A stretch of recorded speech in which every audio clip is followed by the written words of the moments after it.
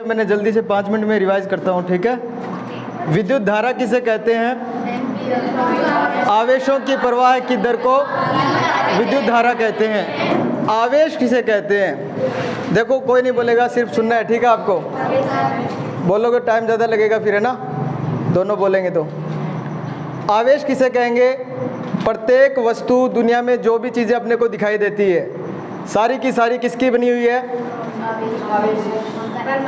परमाणु की, है ना। सबसे छोटा भाग क्या होता है उसका? परमाणु। परमाणु के नाभिक में क्या क्या होता है? प्रोटॉन और न्यूट्रॉन, और बाहरी कक्षाओं में इलेक्ट्रॉन।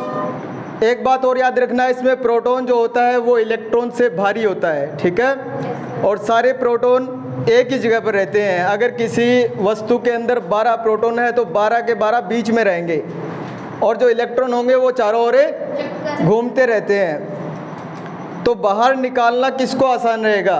परमाणु से इलेक्ट्रॉन को बाहर निकालना आसान रहेगा या प्रोटॉन को? इलेक्ट्रॉन को, क्योंकि इलेक्ट्रॉन पहले से ही बाहर है ना।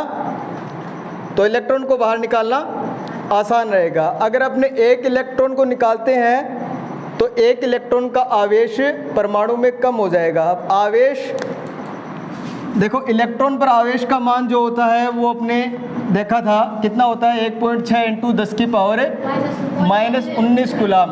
और प्रोटॉन पर भी इतना ही होता है, 1.6 × 10 की पावर -19 कूलाम। लेकिन इलेक्ट्रॉन पर जो आवेश होता है उसका मान होता है माइनस में, और प्रोटॉन पर जो होगा वो कितना होगा? प्लस का। अब कोई भी वस्तु हो उसके अंदर शुरू के अंदर जितने प्रोटॉन होते हैं उतने क्या होते हैं? इलेक्ट्रॉन। यानी जितने पॉजिटिव उतने ही नेगेटिव। अगर अपने +2 और -2 दोनों को जोड़ें, मिलाएं आपस में, तो उत्तर कितना आता है?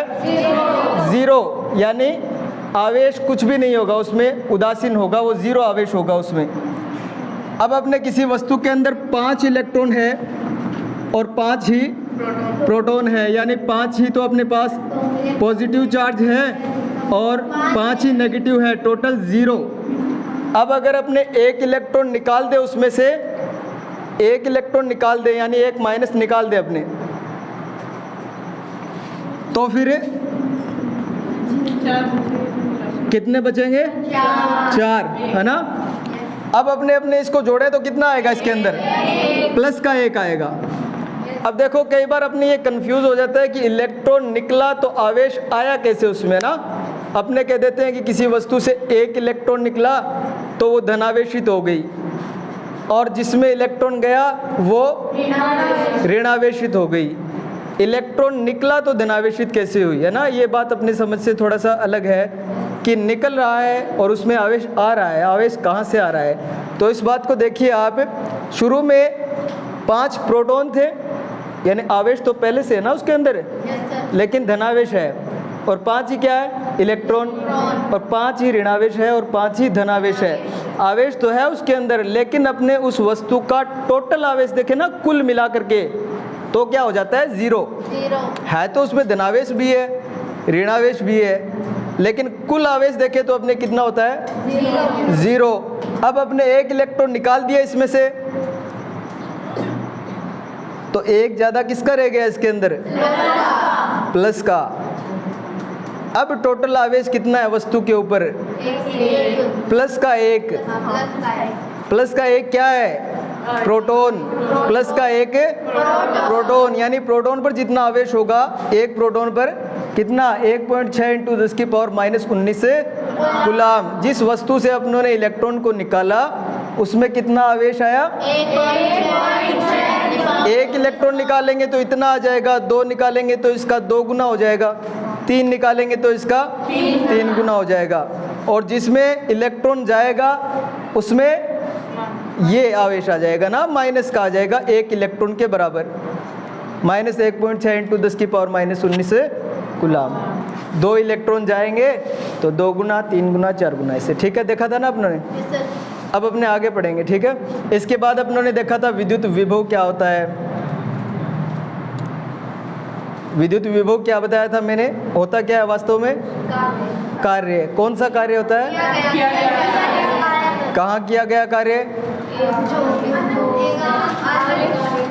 एकांक धनावेश को अनंत से किसी बिंदु पर लाने में किया गया कार्य उस बिंदु पर क्या कहलाएगा? विद्युत विभव। ठीक है, अब अपने जो उदाहरण दे रखा है ना वो करते हैं।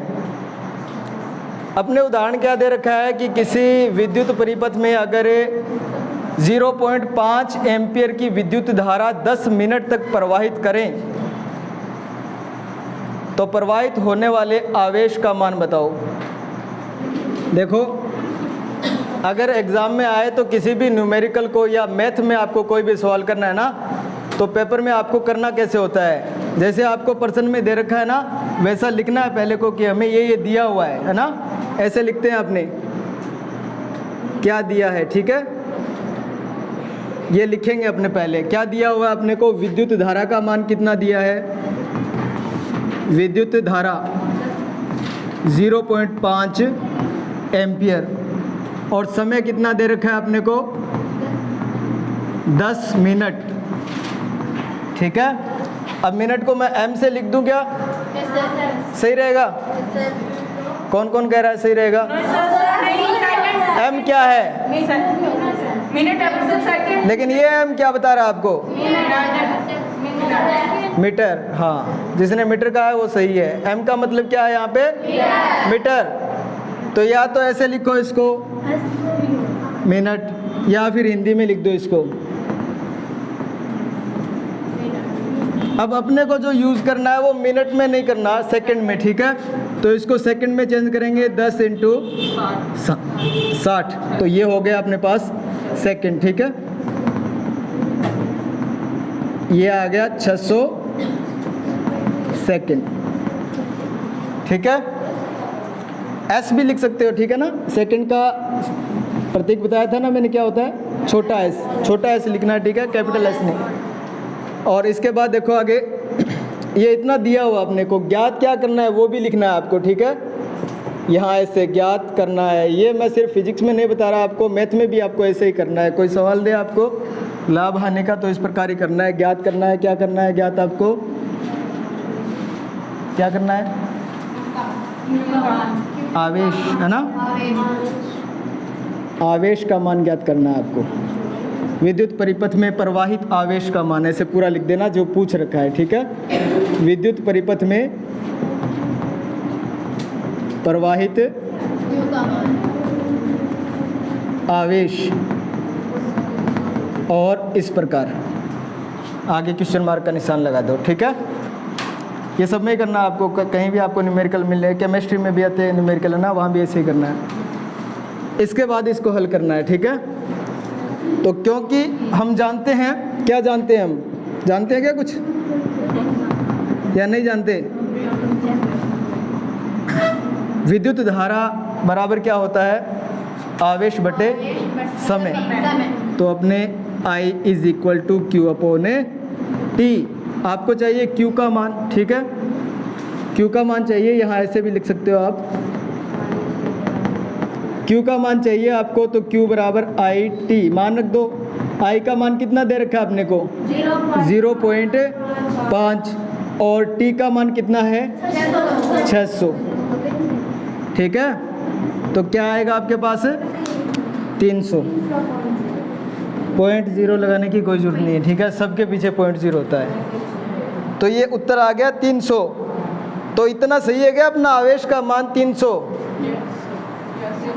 इतना ही लिखेंगे? क्या लिखेंगे इसके आगे? कूलाम। ठीक है, और कूलाम किसी को याद नहीं हो ना, तो क्या करना है? कूलाम किसी को याद नहीं है तो आपको दे रखा है यहाँ पे धारा का मान कितना है? एम्पियर है ना, और ये सेकंड है 600।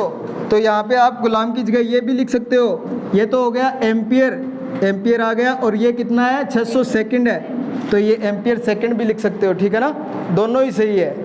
किसी को कूलाम याद नहीं है एग्ज़ाम में तो ये देख लो, ये एम्पियर वाला है और ये सेकंड है, ये दोनों लगा दिए इसके साथ। ठीक है ना, 300 कूलाम। समझ में आ गया ना? ये किताब में दिया। अब देखो ओम का नियम देखते हैं अपने।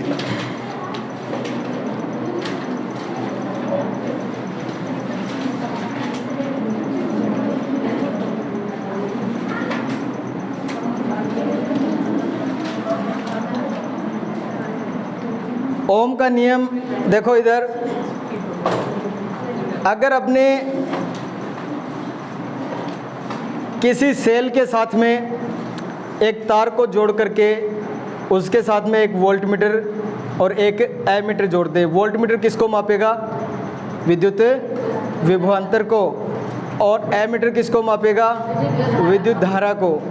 दोनों को जोड़ करके अगर अपने विद्युत धारा प्रवाहित करें इस प्रकार, देखो थोड़ा सा, ये क्या है?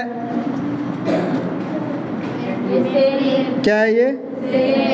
सेल। कौन सा सेल है ये? विद्युत सेल। ठीक है। सेल 2-3 प्रकार के होते हैं ना। सेल, कोशिका को भी सेल कहते हैं अपने, है ना। ये विद्युत सेल है। ये प्लस वाला है या माइनस वाला है? प्लस। और ये माइनस। और इसके साथ अपनों ने इस तार को जोड़ दिया और यहाँ अपने एक प्रतिरोध कोई जोड़ा नहीं जाता अलग से, प्रतिरोध तार ही होता है, ठीक है ना। तार जोड़ दिया कोई अपनों ने, तार का प्रतिरोध, कोई भी तार हो उसके अंदर कुछ ना कुछ रुकावट होगी, कहाँ से आती है वो रुकावट वो देखेंगे अपने। और यहाँ पर अपनों ने एक बल्ब जोड़ दिया और यहाँ पर अपनों ने एक एमीटर जोड़ दिया, ठीक है, इस प्रकार। और यहाँ पर धारा नियंत्रक यहाँ भी जोड़ सकते हो आप, धारा नियंत्रक को और जोड़ दे हमने, ठीक है। धारा नियंत्रक को बनाने का सीधा सा फॉर्मूला ये होता है, इसको बना दो और इसको तीर का निशान लगा दो, इसको इधर इधर अपने कम या ज़्यादा प्रतिरोध को कर सकते हैं तो धारा का मान भी कम या ज़्यादा हो जाएगा। अब देखो इसमें समझने वाली बात क्या है, और एक और जोड़ना है ना अपने को यहाँ पे, वोल्ट मीटर। वोल्ट मीटर किसका मापन करेगा? विद्युत विभवांतर का, ठीक है। बनाना नहीं है, किसी को नहीं लिखना है, ठीक है ना। कुछ भी नहीं बनाना, इसमें मैं लिखवाऊंगा वही लिखना आपको, ये नहीं लिखना, ठीक है ना। लिखा मत क्या करो आप, जितना लिखो ना उतना ही लिखना आपको, फिर नोट्स खराब हो जाएंगे आपके। ये समझने के लिए है। अब ये विद्युत सेल जोड़ दिया, एक बटन और लगाए अपने ना यहाँ पर। अब ये क्या है? ऑन है या ऑफ है? ऑफ है, ठीक है। अब ये हो गया ऑन। अब अपने क्या करेंगे, इसमें रीडिंग देखेंगे तो अपने जैसे ही ऑन करेंगे इससे विद्युत धारा प्रवाहित होगी तो इसकी सुई भी हिलेगी, कितना वोल्टेज है वो अपने को बताएगी। और ये जो एमीटर है वो क्या बताएगा अपने को? विद्युत धारा का मान बताएगा, कितनी विद्युत धारा प्रवाहित हो रही है इसके अंदर, ठीक है। और ये अपने को क्या काम आता है? धारा को कम या ज़्यादा करने का काम करेगा ये, ठीक है। इसको अपने इधर उधर खिसकाएंगे, यहाँ से देखते रहेंगे कि धारा कम हो रही है या ज़्यादा हो रही है, ठीक है। तो इसके अंदर क्या करते हैं अपने, शुरू में विद्युत धारा प्रवाहित करके इसके अंदर और इसके अंदर मान नोट करते हैं। मान लेते हैं अपने, अगर अपने यहाँ पर एक छोटी सी सारणी बनाएं, ये विद्युत धारा का मान और ये विभवांतर का मान यहाँ पर लिखे अपने। मान ले अपने इसके अंदर विद्युत धारा का मान 5 एम्पियर है। अपनों ने इस धारा नियंत्रक से कम ज़्यादा करके धारा का मान कितना कर लिया इसके अंदर? 5 एम्पियर, ठीक है। और तो इसके अंदर मान अपने देखते हैं कितना आता है? 10 वोल्ट। कितना भी आ सकता है, अपने माना है सिर्फ, ठीक है। इसको एक अनुपात निकालेंगे अपने तो वो नियत रहेगा, वो देखेंगे अपने। फिर अपनों ने क्या किया, धारा का मान बढ़ा करके कितना किया? 10 किया। और इसका मान कितना हो जाता है?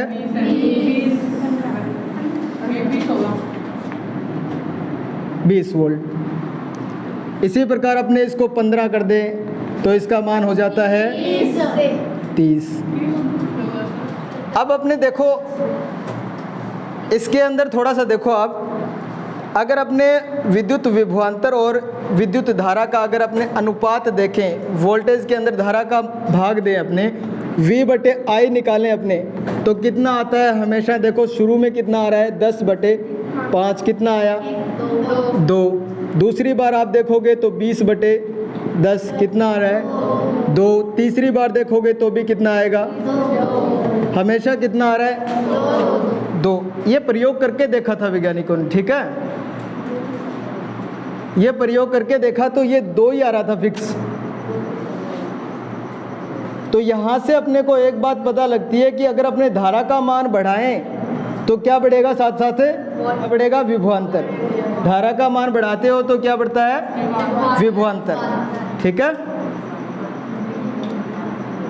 इसको अपने कहते हैं समानुपाती। क्या कहते हैं, सम अनुपात का मतलब होता है किसी एक चीज़ को बढ़ाएं तो उसके साथ साथ दूसरी भी बढ़ती है। और व्युत्क्रमानुपाती का मतलब होता है एक चीज़ को बढ़ाएं तो दूसरी का मान घटे। व्युत्क्रम हो गया ना, उल्टा हो गया, बढ़ाने से घट रहा है तो व्युत्क्रमानुपाती, और बढ़ाने से बढ़ रहा है तो समानुपाती। तो विभवांतर किसके समानुपाती हो गया, धारा के। विभवांतर किसके समानुपाती हो गया, धारा के। ठीक है, समझ में आया इतना। ओम का नियम क्या कहता है, यदि किसी चालक किसको कहते हैं भाई, जिसमें विद्युत धारा प्रवाहित हो सकती है। जितनी भी धातु हैं वो सारी की सारी चालक, और कुचालक जिसमें विद्युत धारा का प्रवाह नहीं होता, जैसे प्लास्टिक हो गया ना, सूखी लकड़ी हो गई, ये सारे कुचालक। यदि किसी चालक की भौतिक अवस्थाएं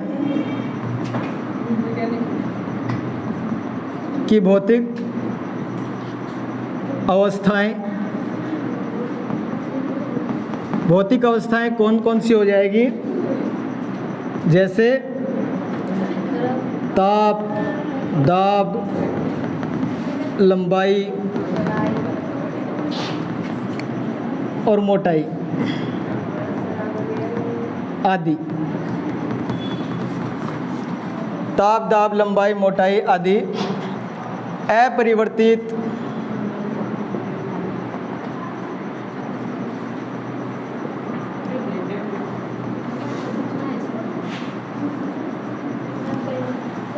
अपरिवर्तित रहे तो चालक के सिरों के मध्य विभवांतर, चालक के सिरों के मध्य विभवांतर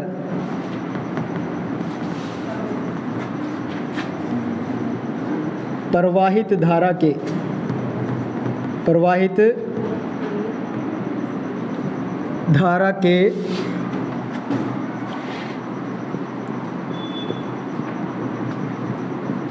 समानुपाती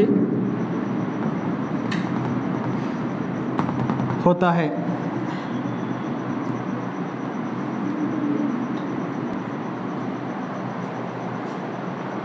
अब देखो, आपको इतनी परिभाषा तो समझ में आ गई ना, चालक के सिरों के मध्य विभवांतर प्रवाहित धारा के समानुपाती होता है। ये तो मैंने आपको बता दिया।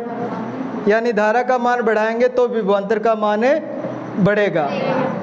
ठीक है, अब ये वाली जो लाइन है ना, ऊपर वाली लाइन, भौतिक अवस्थाएं कौन कौन सी होती है, ताप, दाब, लंबाई, मोटाई, उसका साइज। जैसे कोई तार है, उसकी अगर अपने लंबाई न बदलें, मोटाई न बदलें, उसका ताप नहीं बढ़ने दें, उसके ऊपर दाब का मान न बढ़ने दें, तो ये होगा। अगर ताप चेंज हो जाएगा तो फिर समानुपाती नहीं रहेगा। ठीक है ना, तो ये लाइन भी ध्यान रखना आप। देखो, किसी भी तार में अगर अपने विद्युत धारा प्रवाहित कर रहे हैं और बहुत ज़्यादा वोल्टेज की विद्युत धारा प्रवाहित करते हैं अपने, तो तार गर्म हो जाएगा, बहुत ज़्यादा गर्म हो जाएगा। कई बार तार जल भी जाता है ना। तो तार का अगर तापमान बढ़ रहा है, तापमान बढ़ेगा तो उसका विभवांतर जो है वो धारा के समानुपाती नहीं रहेगा। अपने लिखेंगे, देखो विभवांतर को किससे लिखेंगे, V से, और ये निशान होता है समानुपाती का। किसका निशान होता है ये, समानुपाती का। और किसके समानुपाती है, I के। लेकिन देखो, समानुपाती का जब अपने निशान हटाते हैं, बराबर का लगाते हैं यहाँ पर, तो एक आता है नियतांक। नियतांक कौन सा, जो वहाँ आ रहा था ना, हर बार 2 आ रहा था ना। V/I निकाले तो हर बार क्या आ रहा था, 2। नियत अंक, नियतांक का अगर आप संधि विच्छेद करोगे तो क्या बनेगा, नियत अंक, जो अंक नियत रहे, जिसका मान नहीं बदलता, ठीक है। तो ये होता है यहाँ पर R। लेकिन मान कब नहीं बदलेगा, जब अपने किसी एक ही तार की बात कर रहे हैं, अलग अलग तारों के लिए अलग अलग मान होगा, ठीक है। तो ये क्या बना, V बराबर RI। इस R को कहते हैं अपने प्रतिरोध, ठीक है। R एक नाम दे दिया, जो अपने पास 2 आ रहा था ना वहाँ पर, उसको अपनों ने नाम दे दिया R, ठीक है। जैसे अपने उसमें उदाहरण देखा था, पहले V का मान कितना ले रहे थे अपने, 10 ले रहे थे ना, और I का मान कितना ले रहे थे, 5। तो बराबर कब होगा, जब अपने इसको 2 से गुणा करेंगे। तो ये 2 क्या हो गया, प्रतिरोध R। दूसरी बार अपने देख रहे थे, इसको अपने 20 ले रहे थे और इसको अपने 10 कर रहे थे, तो बराबर कब होगा, जब अपने इसको 2 से गुणा करेंगे। तो ये नियत रह रहा है ना अपने पास हर बार 2, है ना, तो इसको कहेंगे नियतांक। और दूसरा नाम इसका स्थिरांक भी कह सकते हैं। देखो, नियतांक भी लिख सकते हैं, दोनों का मतलब एक ही है। स्थिरांक भी लिख सकते हैं। ये स्थिर अंक यानी जो अंक स्थिर है, नियत अंक जो नियत है, मतलब एक ही है ना, दोनों ही नाम है इसके। इंग्लिश में कांस्टेंट कहते हैं, कांस्टेंट, ठीक है।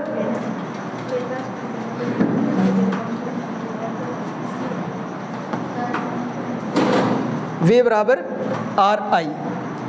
तो ये आपके पास बन गया ओम का नियम। यहाँ लिखेंगे अपने, यहाँ R क्या है, नियतांक है, ठीक है। यहाँ R क्या है, एक नियतांक है, ऐसे लिखना। R एक नियतांक है जिसे चालक का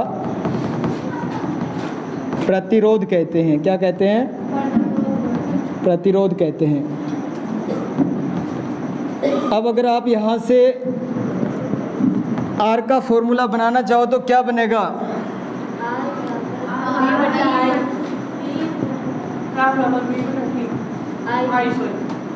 R बराबर V बटे I, प्रतिरोध बराबर विभवांतर बटे विद्युत धारा, ठीक है। आया इतना समझ में।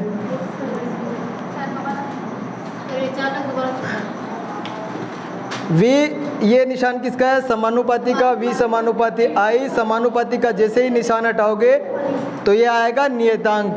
नियतांक अपनों ने नाम दिया है इसको R, और कुछ नहीं है। प्रतिरोध को इंग्लिश में रेजिस्टेंस कहते हैं, इसलिए रेजिस्टेंस का अपने पहला लेटर ले लिया कैपिटल R, ठीक है, इसलिए R से लिखा है इसको। V बराबर RI। आपको ये फॉर्मूला याद होना चाहिए नींद में भी, ठीक है। V बराबर क्या होता है हमेशा, RI। V बराबर RI, ठीक है ना। यहाँ से बहुत सारे फॉर्मूले बनेंगे V बराबर RI से। देखो यहाँ से तो 3 बन जाते हैं, लेकिन अपने को I का भी तो पता है ना क्या होता है, I बराबर Q बटे T होता है। अगर अपने यहाँ पर I बराबर Q बटे T लिख दें तो फिर Q भी आ जाएगा, यहाँ पर T भी आ जाएगा। Q का मान निकाल सकते हो आप, और आप यहाँ पर V की जगह क्या लिख सकते हो, W अपॉन Q भी लिख सकते हो, तो W भी निकाल सकते हैं, ठीक है। तो ये फॉर्मूला आपको याद होना चाहिए अच्छी तरह से। और पीछे वाले 2 फॉर्मूले कौन कौन से, एक I बराबर Q अपॉन T और दूसरा V बराबर W अपॉन Q। 3 फॉर्मूले हो गए, और तीनों को मिला करके अपने और बहुत सारे फॉर्मूले बनाएंगे। जहाँ जिस न्यूमेरिकल में जिसकी ज़रूरत हो वो काम मिलेंगे, ठीक है। R का मान किस किस पर निर्भर, थोड़ा सा और देख लें, इसका मात्रक और देख लें अपने ना। इन दोनों का तो मात्रक पता है अपने को, इसका मात्रक और देख लें अपने। तो इसका जो मात्रक बनेगा अपने पास R का SI मात्रक क्या बनेगा, देखो फॉर्मूले से मात्रक बनाया करो, ठीक है ना। तो ये V का मात्रक क्या होगा, वोल्ट। वोल्ट को कैपिटल V से ही लिखते हैं, ठीक है। और इसका क्या हो जाएगा, एम्पियर, और इसको कैपिटल A से। तो ये बन गया अपने पास V बटे A, वोल्ट प्रति एम्पियर। और इसी को क्या कहेंगे अपने, इसको एक तरीके से और लिख सकते हैं। इसको मैं अगर ऊपर ले आऊं A को, तो क्या बनेगा, ये A को ऊपर ले आए तो क्या बनेगा, ये इसकी पावर कितनी है यहाँ पर, 1 है ना, ऊपर आएगी -1, ये हो गया ना। ऐसे भी लिख सकते हैं इसको। और इसको एक नाम दे दिया, क्या क्या नाम दिया? ओम। वैज्ञानिक कौन था? ओम। तो प्रतिरोध का मात्रक ओम, और इसको लिखेंगे अपने ओम को इस प्रकार, ठीक है। ये मात्रक है, इस प्रकार साइन है इसका, ठीक है ना। ये ऐसे लिखेंगे अपने। प्रतिरोध को देखते हैं अपने, ठीक है। अब देखिए, जैसे अपने पास ये कोई तार है, ठीक है, मोटा तार है, ठीक है, इतना मोटा तार है ये, इसको अपने जोड़ दिया बैटरी से, सेल से जोड़ दिया, ये बैटरी बन गई ना, ये माइनस और ये प्लस। अब मैंने बताया था आपको कि समान आवेशों में प्रतिकर्षण और असमान आवेशों में आकर्षण, ठीक है। अब ये जो तार है अपने पास, यह मान लो आपके पास लोहे का सरिया है कोई, ठीक है, तो इसके अंदर क्या होंगे, बहुत सारे परमाणु होंगे ना, बहुत सारे परमाणु होंगे, सबके पास इलेक्ट्रॉन भी है। अब जो ये अपने पास ये नाभिक है, नाभिक पर धनावेश होता है हमेशा, और बाहरी कक्षाओं में इलेक्ट्रॉन होता है। मैंने आपको ये भी बताया था कि जैसे जैसे इस नाभिक से दूरी बढ़ती जाएगी वैसे वैसे इसका आकर्षण बल कम होता जाएगा। अब ये जो बाहर वाला इलेक्ट्रॉन है ना, इसको ये कम आकर्षित करेगा, और ये इधर पॉजिटिव बैटरी अपने लगा दी यहाँ पे ना, बैटरी इसका वोल्टेज ज़्यादा है, तो ये धनावेश क्या करेगा, इन इलेक्ट्रॉनों को, जैसे ये इलेक्ट्रॉन है ना, इसको अपनी ओर खींचेगा। कुछ इलेक्ट्रॉन जो होते हैं धातुओं के अंदर एक्स्ट्रा होते हैं इस प्रकार, वो बहुत ही, इसका आकर्षण बल है ना इसके साथ बहुत कम होता है, तो ये ऐसे ही घूमते रहते हैं बाहर ही। इनको कहते हैं मुक्त इलेक्ट्रॉन। मुक्त इलेक्ट्रॉन, मुक्त का मतलब है आज़ाद, खुले हुए है ना, जिनको नाभिक अपने साथ आकर्षित नहीं कर रहा है, इसको पकड़े हुए नहीं है। तो ये इलेक्ट्रॉन जो है धातुओं के अंदर इधर उधर घूमते रहते हैं, जैसे हवा के कण घूमते रहते हैं ना इधर उधर, वैसे ही। अब अपने जैसे इसको बैटरी के साथ जोड़ दिया, वैसे ही क्या होंगे ये इलेक्ट्रॉन, ये धनाकर क्या करेगा, ये पॉजिटिव है ना और ये नेगेटिव है, इनको खींचेगा अपनी ओर, ठीक है। ये इलेक्ट्रॉन भागेंगे इधर, अब ये इलेक्ट्रॉन इधर भागेंगे, तो ये बीच में जो परमाणु आ रहे हैं, आयन आ रहे हैं, परमाणुओं से क्या होंगे, ये इलेक्ट्रॉन टकराएंगे, ये बीच में आएंगे ना रास्ते में, तो ये जो इनकी रुकावट है ना, ये बीच में टकरा रहे हैं, इस रुकावट को ही क्या कहते हैं अपने, प्रतिरोध, ठीक है। ये इलेक्ट्रॉन जाएंगे इधर, तो इलेक्ट्रॉन इधर गति करेंगे, तो विद्युत धारा इसके विपरीत, मैंने बताया था ना आपको, विद्युत धारा इलेक्ट्रॉनों की गति के विपरीत ऐसे विद्युत धारा बहेगी। विद्युत धारा हमेशा धनाग्र से ऋणाग्र की ओर, ये प्लस से निकलेगी हमेशा और माइनस में प्रवेश करेगी, ऐसे धनाग्र से निकलेगी और ऋणाग्र में प्रवेश करेगी, और इलेक्ट्रॉन चलेंगे ऐसे। तो इलेक्ट्रॉनों के बीच में जो रुकावट आ रही है, जो अवरोध आ रहा है, उसे कहते हैं प्रतिरोध। तो आप इसकी परिभाषा लिख लो, किसी चालक में प्रवाहित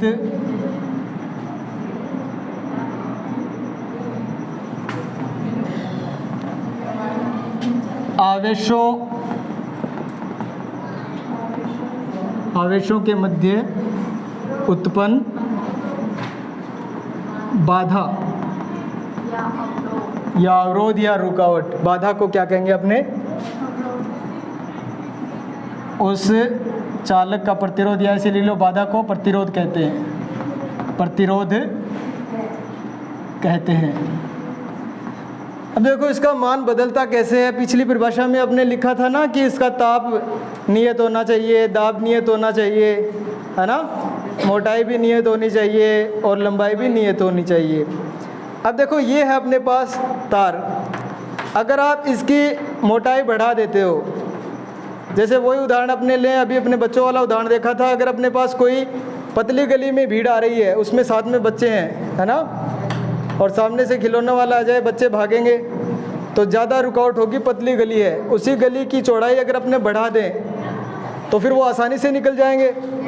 यानी रुकावट का मान कम कब हो जाएगा, जब अपने उसकी मोटाई बढ़ा दें, है ना। इसकी मोटाई को अगर अपने बढ़ा दें तो प्रतिरोध का मान कम हो जाएगा। अगर अपने इसकी लंबाई को बढ़ा दें, ये तो इतना ही रखें, लंबाई को बढ़ा दें तो प्रतिरोध का मान कम होगा या ज़्यादा होगा? ज़्यादा। गली का उदाहरण ले लो, वही पतली गली है, लंबा कर दिया आपने उसको, तो निकलने में और ज़्यादा मुश्किल हो जाएगा ना। तो लंबाई बढ़ाने पर प्रतिरोध ज़्यादा और मोटाई बढ़ाने पर प्रतिरोध कम, और ताप बढ़ाने पर, तो ताप बढ़ाने पर प्रतिरोध बढ़ेगा। क्यों? क्योंकि इसको गर्म करेंगे ना अपने, तो पहले तो ये इलेक्ट्रॉन जो थे ना वो आराम से घूम रहे थे इधर उधर, अब वो जोर से भागने लगेंगे, कोई इधर टकराएगा कोई इधर टकराएगा, तो टक्कर कम थी, अब टक्करों की संख्या क्या हो जाएगी? बढ़ जाएगी। टक्करों की संख्या बढ़ जाएगी तो प्रतिरोध बढ़ जाएगा। ठीक है, इसीलिए आपने उसमें लिखा था कि ताप नियत होना चाहिए, दाब भी नियत होना चाहिए, लंबाई भी नियत होनी चाहिए और मोटाई भी नियत होनी चाहिए। मोटाई का दूसरा नाम ये होता है अनुप्रस्थ काट क्षेत्रफल। अनुप्रस्थ काट क्षेत्रफल, ये जो होता है ना इस साइड वाला, ये एरिया, ये वाला, यही होती है ना मोटाई, तो इस एरिया को कहते हैं अपने अनुप्रस्थ काट क्षेत्रफल। ये जो वर्ताकार भाग है ना इसका, इसको कहते हैं अपने अनुप्रस्थ काट क्षेत्रफल। अनुप्रस्थ कहीं आए, इसका मतलब लंबाई के लंबवत, लंबाई के लंबवत, ये लंबाई इसके लंबवत। तो ये समझ में आ गया ना आपको किस प्रकार मान चेंज होता है प्रतिरोध का। तो इसी से अपने फॉर्मूला बनाएंगे। लंबाई के क्या हो गया, लंबाई को बढ़ाओगे तो प्रतिरोध बढ़ेगा, है ना, बढ़ेगा, और मोटाई को बढ़ाओगे तो प्रतिरोध कम होगा। यानी लंबाई के समानुपाती और मोटाई के व्युत्क्रमानुपाती। ठीक है, तो ये लिख लिया आपने। अलग अलग धातुओं का प्रतिरोध अलग अलग होता है, तो सबसे ज़्यादा जो प्रतिरोध होता है ना वो होता है एल्यूमिनियम का। किसका? एल्यूमिनियम का। तो अपने लिख सकते हैं यहाँ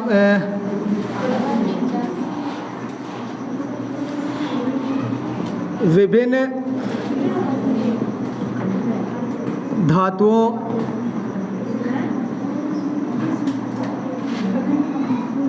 के प्रतिरोध का क्रम। तो आर एल्यूमिनियम,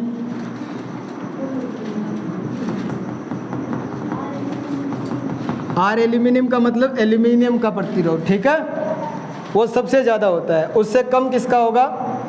सोने का। उससे कम तांबे का। उससे कम चांदी का। तो यहाँ लिख लो आप इस प्रकार, इससे कम सोने का और इससे कम तांबा और इससे कम हो जाएगा आर चांदी। ठीक है, आर का मतलब प्रतिरोध। ये एल्यूमिनियम का प्रतिरोध, ये सोने का प्रतिरोध, ये तांबे का प्रतिरोध और ये चांदी का प्रतिरोध। तो सबसे ज़्यादा प्रतिरोध एल्यूमिनियम का, उससे कम सोने का, उससे कम तांबे का और उससे कम चांदी का। तो सबसे ज़्यादा विद्युत धारा किस में प्रवाहित होगी? रुकावट अगर ज़्यादा होगी तो विद्युत धारा कम प्रवाहित होगी ना, आवेश कम प्रवाहित होंगे, तो उल्टा हो जाएगा। ठीक है, चांदी की चालकता सबसे ज़्यादा, ठीक है, उससे ज़्यादा तांबे की। लेकिन चांदी महंगी ज़्यादा होती है, इसलिए अपने चांदी के तार यूज़ नहीं करते। किसके यूज़ करते हैं? तांबे के, क्योंकि इन सब में तांबे का, चांदी के बाद तांबे की चालकता ज़्यादा होती है।